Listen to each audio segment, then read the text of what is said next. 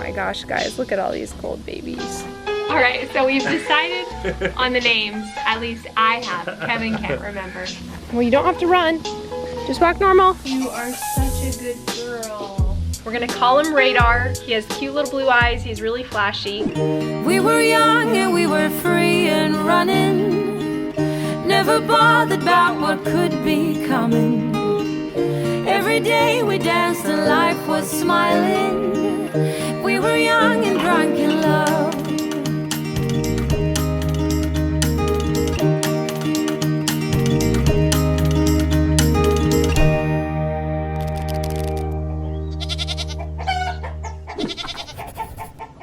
Welcome to morning milking. So we did milk testing this morning. Ethan and Emma woke up early and did milk testing this morning with me, and it was a lot. It was a lot of work. And milk testing day is like the worst day because that means mamas and babies have to be separated because we have to milk test again at night. We have to see how much milk they have in a whole day. So here's our current setup.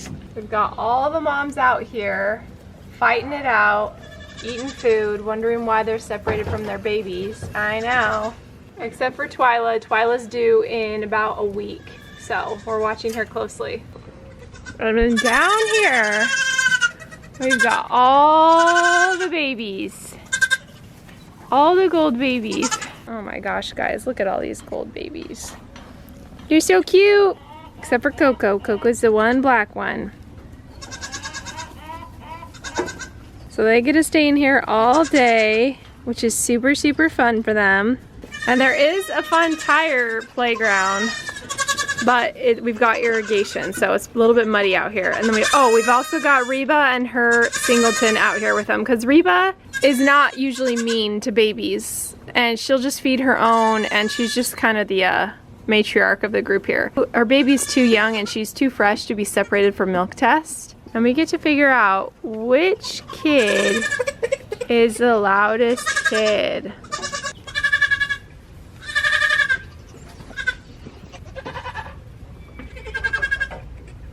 I really need to separate these boys from these girls because the boys are driving them crazy. I can tell they're just like trying to mount everybody, trying to dominate everybody. It's a whole big fest. We've got Daphne's kid and Cricket's kid fighting it out for the top dog. It's so funny how you guys can't tell the difference, and I can tell the difference between all of them. That's Cricket's boy, that's Daphne's boy, that's Violet's girl, that's Cricket's other boy, that's Violet's other girl. The two moon-spotted boys are Rivers, that's another Violet girl, and then this is Coco that we just spotted, so not very fun day. So it seems quiet now. Guys, it's gonna get loud as we get later on in the day because they want to be with their kids and the babies want to be with their moms. That's the one downside of either dam raising or hybrid method, is that if you gotta do milk tests, get ready for the screams. It's gonna be crazy.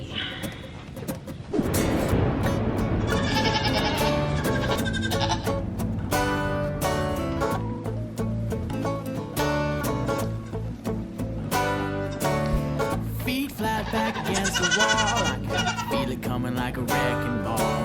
Reeling from boredom and loss, the beast in us is the best in us. Well, it's 3 beers and a phonograph. It's a drop of the needle and you spin the hat. It's pictures framed loneliness, and it's 2 shots in a bone kiss.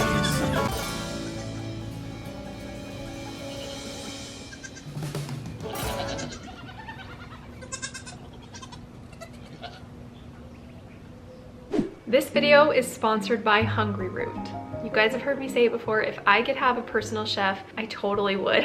As much as I love to cook, it's just a lot to try to plan and prep everything I need for the week. And let me share how Hungry Root is like having your own personal chef. Their goal is to provide you with everything you need for a week. So you'll get complete dinners along with the simple recipes, then you'll also get things like breakfast, snacks, and quick lunches. I love that their recipes are for every taste and nutrition preference. Like you can choose anti-inflammatory, gut-friendly, gluten-free, dairy-free, or high protein even. But regardless of what you choose, you can know that all of their their ingredients and products are free from artificial flavors, high fructose corn syrup, and preservatives. And they only source top quality meat and seafood that is hormone-free and antibiotic-free. So if you'd like to lighten your load for the week and get healthy meals planned for you and delivered right to your door, try out Hungry Root. And they've got a very cool offer they're letting me share, so take advantage of this exclusive offer. For a limited time, get 40% off your first box, plus get a free item in every box for life. Click the link below or go to hungryroot.com and use the code WEEDUM. That's 40% off your first box and a free item of your choice for life at hungryroot.com with code WEEDUM.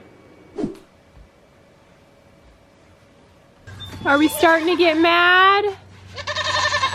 Everybody is hungry. They're hungry. This one? No, Kevin. This one? Kevin, this one. That's Daphne's. How can you tell the difference? I just can't. I birthed them. This would be a good time to use that lamb bar, that bucket lamb bar system, but we only have them trained to the red nipples. See? They won't take the gray ones in just a day. So. Stinker butts eating. We like the red ones because they're easier to train them when they're little. But yeah. He's so heavy. This big river boy right here. Oh my gosh. This moon spotted boy. Easily 15 pounds by now. Daphne's boy's been a little bit stubborn. Okay, that's enough for you. Where's the other big boy? Big boy. You do it. Oh my gosh. Who else is a bad eater? That one and the other one with white on it is Crickets. The one that's climbing on you right now. Is Reba's in here? Yes, but they're around the corner. Now this is Coco. Coco comes from Channel Homestead. I said it wrong, it's not Chanel, it's Channel Homestead. And she's got milk on her. She only has a little white pole spot, and then a little bit of white on her tail. So it's gonna be hard to tell the difference between her and Wednesday, but Wednesday doesn't have any white on her tail, so.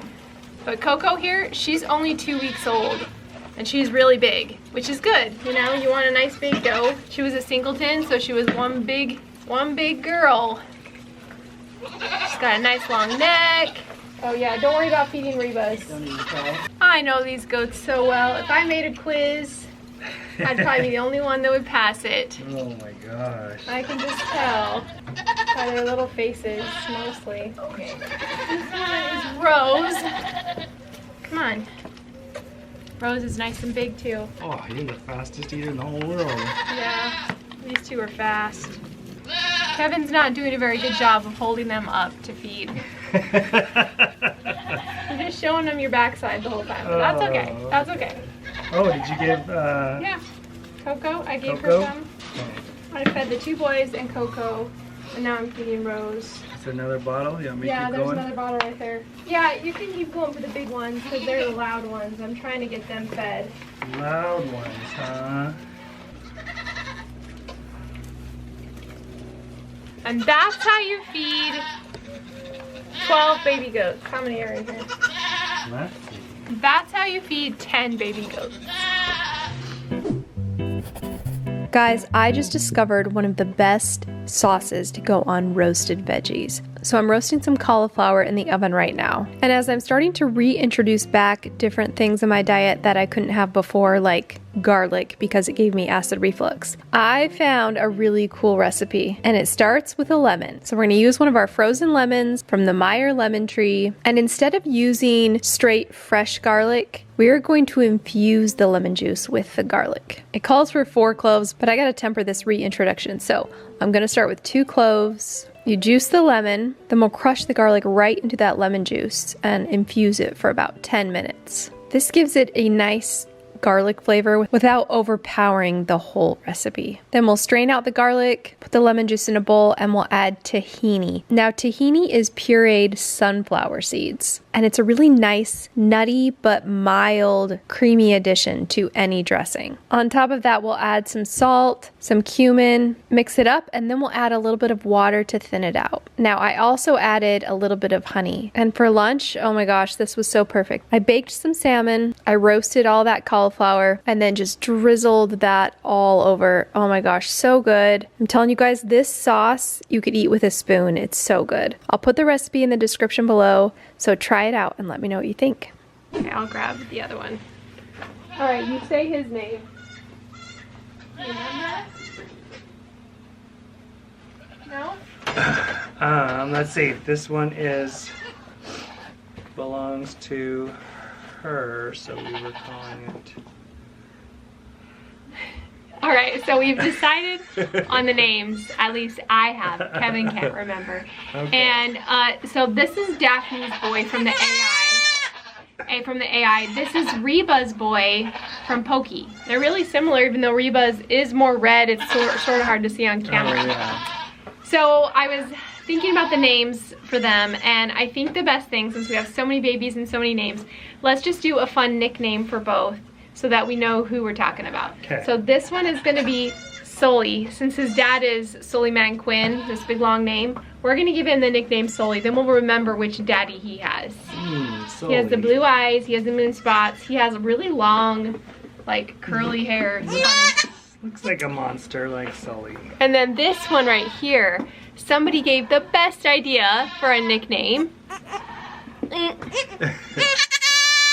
Oh, don't be sad. Hold on. He really doesn't want me to hold him.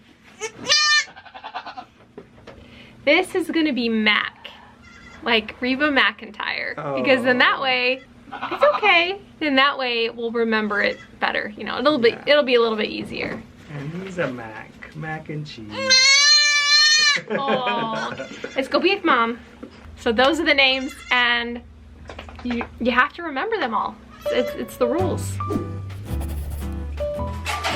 All right, get up there. All right, we have one last doe due on April 17th, and that is Twyla. Twyla is sometimes a overlooked doe as far as like the videos go. I love her and I obviously take care of her just as much, but I almost forget to talk about her. And she's so nice. She's actually River's half-sister. She's from Wolvavan Ranch in California. I just love her. I love her dam, her sire, her sire's dam. And she has a very different udder than River, which will be really interesting. She's got this very high, look at this udder, really high. And now River's is high too, but it's just different. And it's nice and little, because this is going to be her first year. It's not going to be very big. Hopefully she'll let me clip it.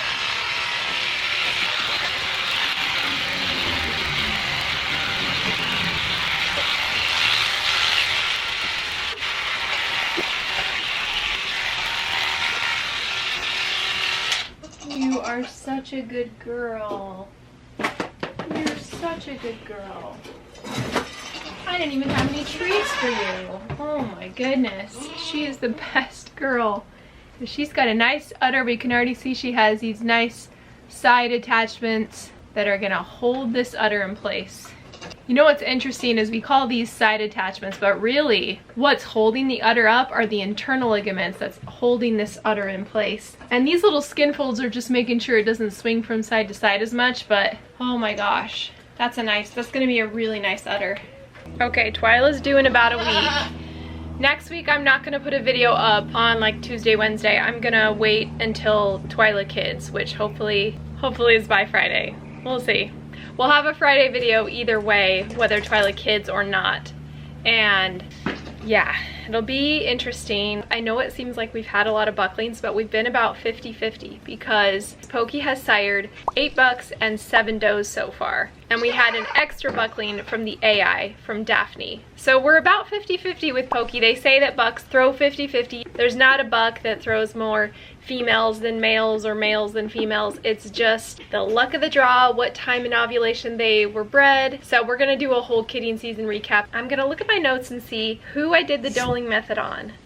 And it's tricky because while I did do the doling method on Wednesday, who ended up having triplet bucks, I didn't notice she was in heat until I came out to milk in the morning. So she very well could have gone into heat the night before, 12 hours before, and I just went to bed, didn't notice. So the doling method can be really tricky because it's hard to watch your goats 24/7. But I'll look back at my notes and see who we intentionally tried to do that on. A lot of them we just had silent heats, and so we couldn't figure out who was in heat. And I think Twyla was one of those. Twyla was one where we put her in a pen with Pokey and we were just like, gosh, I hope she gets bred. So it's 50-50 with her. She could have bucks, she could have does. Maybe she'll have 1 buck, 1 doe, and that'll be perfect. I'll be happy. Because we've had so many silent heats, and because I don't want my kidding season to drag on with me not knowing who's in heat, we are gonna bring a new little wether to the farm. He looks like this. We're gonna call him Radar because that's his name. He has cute little blue eyes, he's really flashy, and he's gonna be first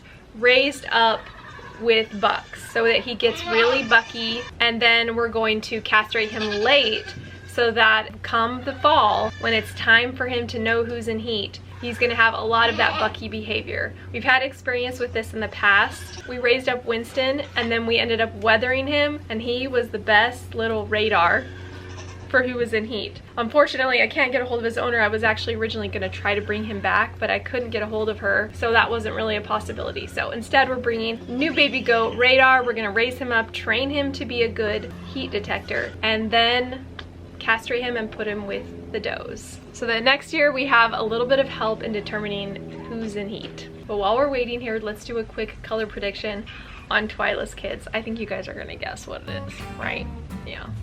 Guys, at this point, we're literally pros at the gold predictions because they're just gold, right? So for those of you that don't know, gold is super dominant, meaning that if it's sent by the parent, it presents. And because Pokey is a homozygous gold, meaning he only can put forth gold, nothing can trump it. Like, he wins every time. It's not really fair, but that's how it is. So if he pushes out a gold and Twyla pushes out a buckskin, it's gonna be gold. Gold against black, gonna be gold. There's not gonna be a combo. It's just gonna be gold. And what I'm suspecting is they will be, I'm pretty sure she has too, will be solid golds, meaning there won't be any white on them. I don't think there's the white modifier in either of the parent. However, even though I said 0 chance of moon spots and 0 chance of blue eyes, Twyla does have this one spot on her back that looks sort of like a moon spot, but it's super light. So we'll see if we get anything goofy like that. But that's the prediction. That's the final prediction for the kidding season.